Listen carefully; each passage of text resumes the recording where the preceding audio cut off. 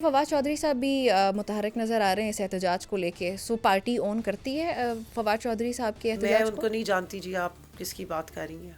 अच्छा, मैं उनको नहीं जानती और ना हमारी पार्टी उनके बारे में कोई जानती है. जो आप लोगों का एक नैरेटिव था रजीम चेंज का और जो अमरीकी मुदाखलत को नामंजूर, सो आपको नहीं लगता कि अभी आप लोग खुद से दावत दे रहे हैं अमरीकी मुदाखलत के लिए? अभी वो किस तरह से जस्टिफाइड है? हम उस अमरीकी मुदाखलत को ख़त्म करने की बात कर रहे हैं, उन्हें दावत नहीं दे रही है. वो अच्छा, अमरीकी मुदाखलत मौजूद है ना, उसकी वजह से ये सारा पपेट शो चल रहा है. ठीक है. वो रजीम चेंज हुई थी, उसकी वजह से हमारी जो क्या कहते हैं फेम में इजाफा नहीं हुआ था. हमारी हुकूमत गई थी, पाकिस्तान में अवाम के वोट की तजलील हुई थी, इलेक्टेड हुकूमत गिरा दी गई थी. अली अमीन गंडापुर कह रहे हैं कि हमारे पास प्लान भी तैयार है और सरप्राइज़ भी कोई देंगे हम गवर्नमेंट को. देखिए, जब अगर सरप्राइज़ मैंने बता दिया तो वो सरप्राइज़ तो रहेगा नहीं है.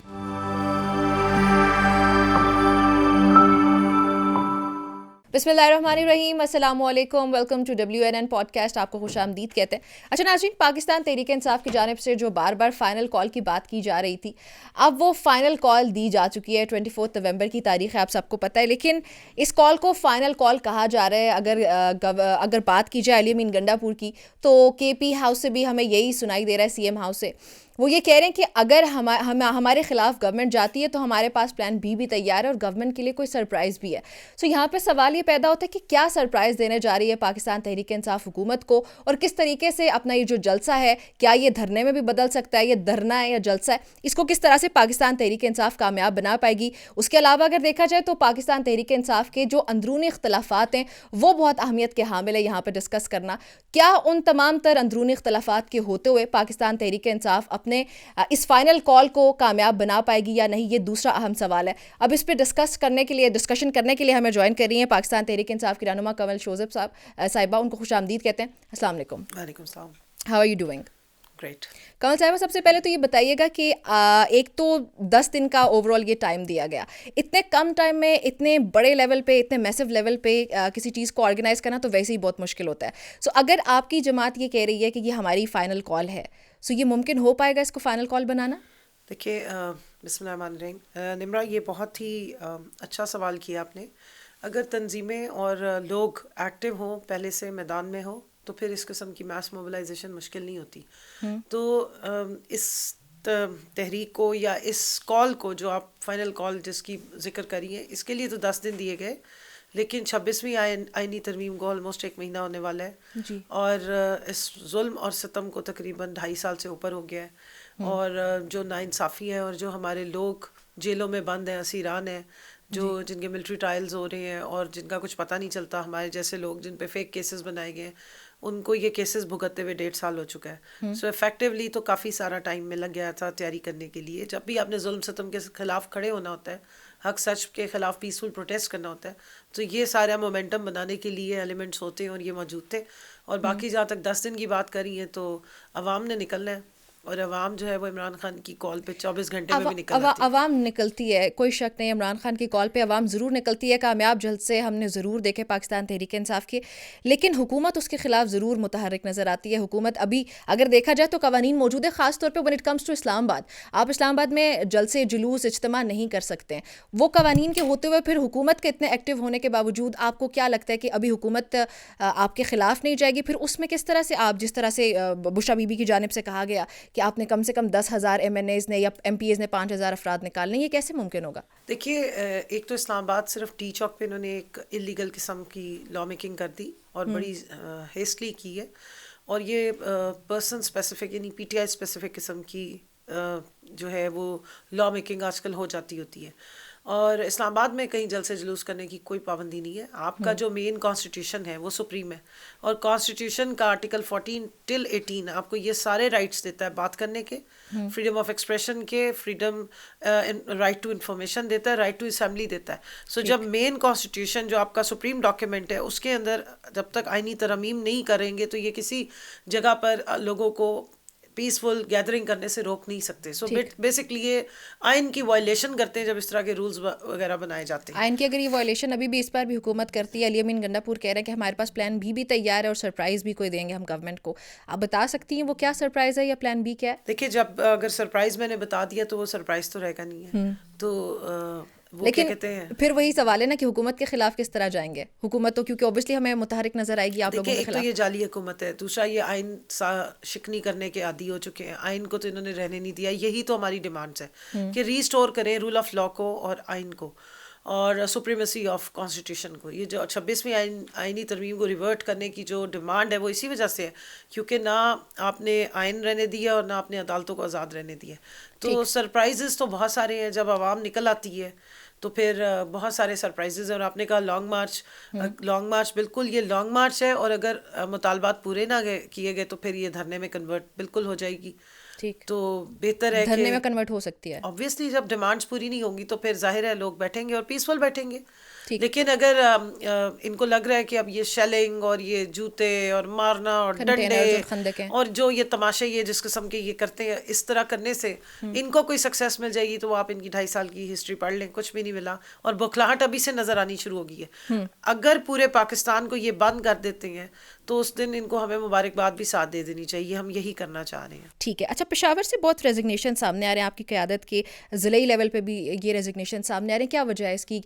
بشرا بی بی کا پارٹی قیادت کو سنبھال لینا یا پولیٹیکلی ایکٹیو ہو جانا, علیمہ بی بی کی بھی طرف سے بھی کچھ جو ہے وہ مسائل سامنے آ رہے ہیں, کیا وجہ ہے اس کی؟ دیکھیے پریشر کا ٹائم ہے اور لوگ اسٹرگل کر رہے ہیں, اور کچھ لوگ جو ہیں اگر وہ اس پریشر کو سسٹین نہیں کر سکتے تو اچھا, یہ ریزگنیشن پریشر کی وجہ سے آ رہے ہیں؟ دیکھیے عہدہ جب آپ کو ملتا ہے, میں پورے پاکستان تحریک انصاف ویمن ونگ کی صدر ہوں اور 2.5 سال مشکل ترین جو ہے وہ سسٹین کی ہے. تو اگر آپ سسٹین نہیں کر سکتے تو دوسری آپشن یہی ہے کہ پھر آپ چھوڑ دیں. اور ماشاء اللہ پاکستان تحریک انصاف میں کوشش تو بڑی کی اس وسطائیت بھری حکومت نے بھی اور لوگوں نے بھی کہ لوگ چھوڑ کے چلے جائیں, لیکن قحط الرجال نہیں آیا. بہت لوگ ہیں الحمدللہ, ایک جائے گا تو 10 آئیں گے. اور ابھی جو ہماری پوری میس موبلائزیشن ہے اس میں اگر ایک کینڈیڈیٹ کو یہ اریسٹ کریں گے یا اٹھائیں گے تو اس دفعہ یہ منہ کی کھائیں گے, کیونکہ 5 سے 10 اور تیار ہو جائیں گے لیڈ کرنے کے لیے. یہ بائی ڈیفالٹ یا اسٹریٹجی ہی یہی ہے. اگر یہ ایک سامنے نظر آنے والے کینڈیڈیٹ کو اٹھائیں گے تو اس کے پیچھے 10 لوگ اور کھڑے ہوئے ہیں جو اس کو لیڈ کرے گا. باقی جہاں تک بشرا بی بی کی بات ہے تو انہوں نے صرف خان صاحب کا جو پیغام تھا وہ منو ان یاد کیا اور آ کے بیان کر دیا. وہ کوئی نہ پولیٹیکل لیڈر بن رہی ہیں, نہ وہ پالیٹکس میں انٹر ہو رہی ہیں, اور نہ وہ کوئی لیڈ کر رہی ہیں. وہ صرف خان صاحب کا جو میسج ہے وہ پورا ان کو جس طرح انہوں نے بتایا اسی طرح کے وہ بتا رہے ہیں. لیکن خان صاحب کا میسج دینے کے لیے آپ کے پاس دیگر قیادت نہیں ہے, رہنما موجود ہیں, سیکرٹری جنرل ہو گئے آپ کے, وہ کوئی بھی میسج پہنچا سکتے. یہ تو خان صاحب کی چوائس ہے. اگر انہوں نے اتنا لمبا میسج اپنی شریک حیات کے تھرو بھیجنا پسند کیا ہے تو یہ تو عدم اعتماد کی وجہ سے ان کی چوائس ہے. عدم اعتماد کی وجہ سے نہیں ہے, ایکسس نہیں دی جا رہی تھی خان صاحب تک لوگوں کو. اور یہ کیونکہ کورٹ میں ٹرائل اکٹھے ہو رہے ہوتے ہیں تو سوائے پولیٹیکل لیڈرشپ کو تو ملنے ہی نہیں دیا جاتا. آپ نے تماشا نہیں دیکھا؟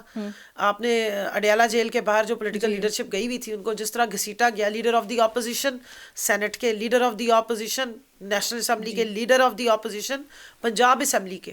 تو بتایا یہ جا رہا ہے کہ ہم ساری اسمبلیز کو جوتے کی نوک پہ رکھتے ہیں, شاید بوٹ کی نوک پہ رکھتے ہیں, اور اس وجہ سے یہ تمام لیڈر آف دی اپوزیشن جن کا ایک بہت بڑا مقام ہے ان کو اس طرح باہر تذلیل کی گئی, گھسیٹا گیا اور جو ہے وہ حبس بیجا میں رکھا گیا. سو جس کو ایکسس مل رہی ہے وہ خان صاحب کی فیملی ہے کیونکہ ان کے ٹرائل ہو رہے ہوتے ہیں, اور علیمہ بی بی بھی آ کے میسیجز دیتی ہیں اور بشرا بی بی بھی. لیکن کمل صاحبہ آپ نہیں سمجھتی کہ اگر بشرا بی بی صاحبہ کوئی پارٹی عہدہ سنبھال لیں تو جو ٹرسٹ ڈیفیسٹ ہے آپ کی پارٹی میں عمران خان کی ایبسنس کی وجہ سے وہی حل ہو جائے گا؟ سو اس میں حرج کیا اگر وہ پولیٹیکلی ایکٹیو ہو جاتی ہیں تو؟ دیکھیے پولیٹیکل ایکٹیو ہونے میں اور پھر فوری ایکٹیو ہونے کے بعد ڈیزگنیشن لینے میں بہت فرق ہوتا ہے. اور خان صاحب اس چیز کے اصولاً خلاف ہیں کہ ڈائنیسٹک پالیٹکس نہیں ہونی چاہیے. انہوں نے اپنے لوگوں کو جو ٹرین ہوئے ہیں, جو اتنے عرصے سے پارٹی کے ساتھ ہیں, ان کو ہی ڈیزگنیشنز دی اور فوکل پرسن بھی انہی کو اپوائنٹ کیا. اب مسئلہ سارا یہ کہ پہلے ان کے فوکل پرسن تھے انتظار حسین پنجوتا صاحب, پھر جو ان کے ساتھ حشر ہوا ہے وہ آپ سب نے دیکھا, کھلی آنکھوں سے دیکھا. 21 دن تک وہ مسنگ پرسن تھے, 21 دن تک وہ ابڈکٹڈ تھے, اور حکومت کی طرف سے جو ہے وہ اٹارنی جنرل صاحب نے آ کے اندیا دیا کہ انتظار حسین پنجوتا صاحب مل جائیں گے. تو انتظار حسین پنجوتا صاحب 24 گھنٹے کے اندر مل گئے. جس طریقے سے مل گئے وہ بھی آپ کے سامنے ہے کہ کیا ڈرامہ کیا گیا اور کس طریقے کی ویڈیوز بنائی گئی, اور آج تک وہ شخص اپنی نہ ذہنی طور پہ اسٹیبل ہوا ہے اور نہ فزیکلی اسٹیبل ہو رہا ہے. تو اب 3 فوکل پرسنز کی اپوائنٹمنٹ ہوئی ہے.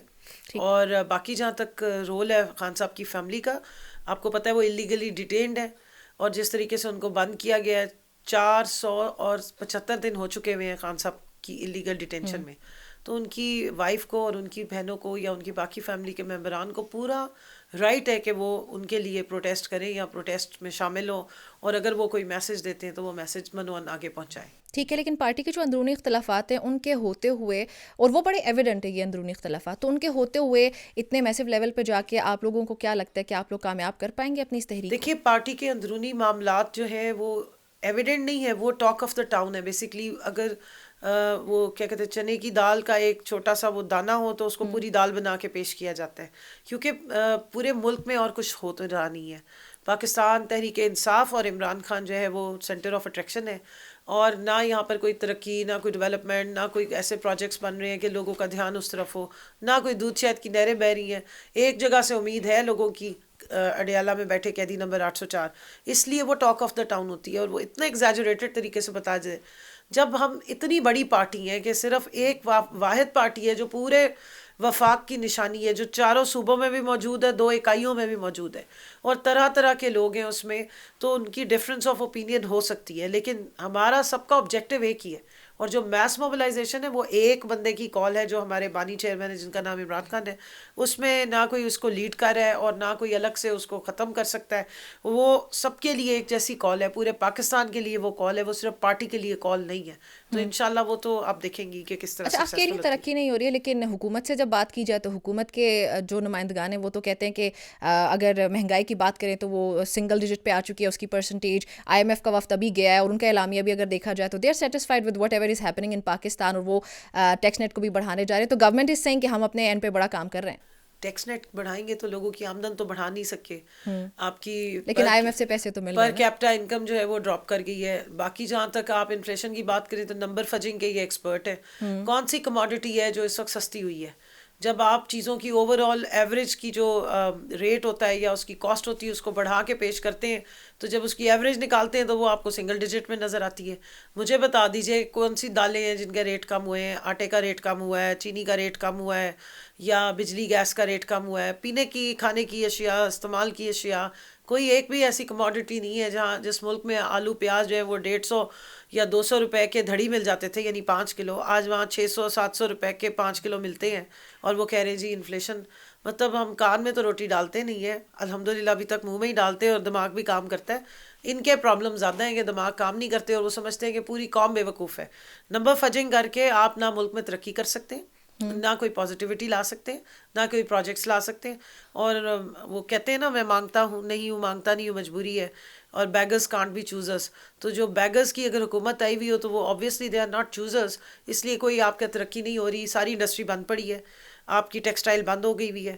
اور جو بجلی اور گیس کے حالات ہیں وہ تو میرے سے زیادہ ساری عوام سن رہی ہوگی، دیکھ رہی ہوگی. گیس جو ہے وہ انسکیجولڈ اس کی اس وقت لوڈ شیڈنگ جاری ہے.